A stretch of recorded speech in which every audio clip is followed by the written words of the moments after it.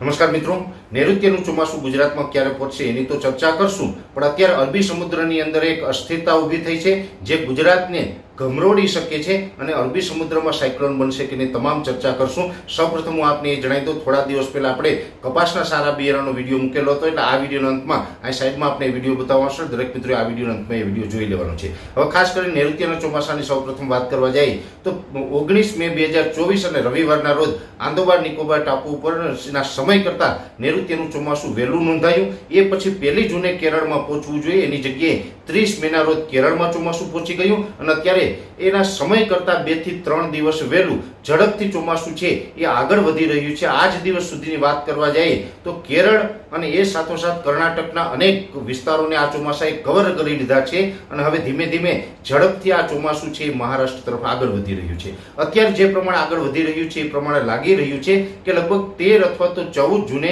ગુજરાતમાં પણ ચોમાસાની એન્ટ્રી થઈ શકે છે. જોકે ચોમાસા ઉપર આપણે સતત નજર રહેશે ને એના વિશે માહિતી આપશું, પણ અત્યારે વાત કરવાની છે અરબી સમુદ્રમાં એક મોટી સિસ્ટમ બનવા જઈ રહી છે.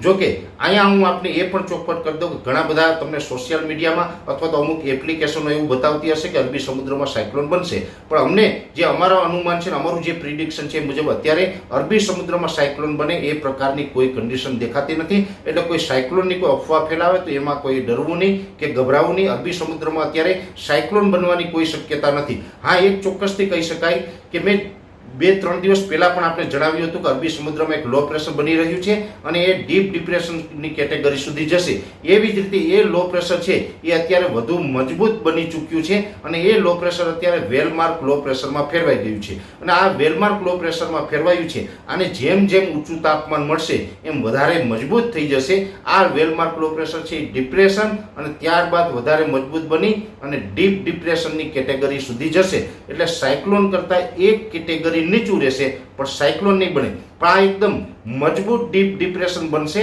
એટલે આ ડીપ ડિપ્રેશનને કારણે મહારાષ્ટ્ર અને ગુજરાતની અંદર ભારેથી અતિ ભારે વરસાદ પણ પડી શકે છે. આમ જોવા જઈએ તો હવે ચોમાસું નજીક આવી રહ્યું છે, અરબી સમુદ્રની અંદર હલચલ છે, જેને કારણે 5 થી લઈને 9 જૂન દરમિયાન છૂટાછવાયા સામાન્ય પ્રી મોન્સૂન એક્ટિવિટીના ઝાપટા પડશે. જો કે એ ઝાપટાઓની અંદર વાવણી લાયક વરસાદની શક્યતાઓ નથી, પણ આ ડીપ ડિપ્રેશન જેવી રીતે નજીક આવશે એટલે 9 થી લઈ અને 13 જૂન દરમિયાન મહારાષ્ટ્રના મુંબઈ સહિતના વિસ્તારો, દક્ષિણ ગુજરાત અને સૌરાષ્ટ્રના દરિયાઈ કાંઠાના ભાગો, આ તમામ ભાગોની અંદર ડીપ ડિપ્રેશનને કારણે ભારે વરસાદ પડે તેવી શક્યતાઓ છે.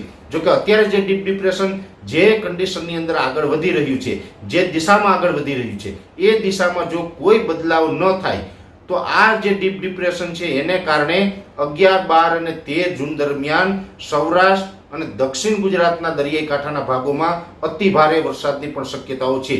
જો કે એ વરસાદ છે એ જ્યાં પડશે ત્યાં વાવણી લાયક હશે, પણ એને નૈઋત્યનું ચોમાસું પણ ન ગણી શકાય. એને આ ડીપ ડિપ્રેશનના વરસાદને પ્રી મોન્સૂન એક્ટિવિટીમાં જ આપણે સમાવેશ કરી શકશું. પણ હા, એક ચોક્કસથી છે કે ડીપ ડિપ્રેશન મજબૂત બન્યું છે અને ગમે ત્યારે એટલે કે 10 તારીખ પછી 11 તારીખથી લઈને 13 તારીખ વચ્ચે અથવા તો 14 તારીખ સુધીમાં ગમે ત્યારે દક્ષિણ ગુજરાત, સૌરાષ્ટ્ર ને બીજા પણ અમુક વિસ્તારોની અંદર વાવણી લાયક વરસાદ થઈ શકે છે.